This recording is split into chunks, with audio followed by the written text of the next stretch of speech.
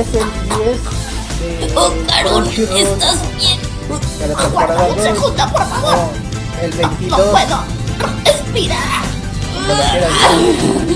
Perdón, fui demasiado temeraria. Así es. Descuida, no me pasó nada. Esto es muy difícil.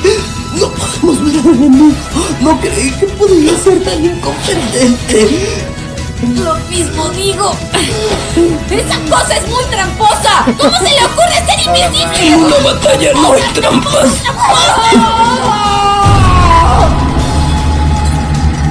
Esa fue la voz del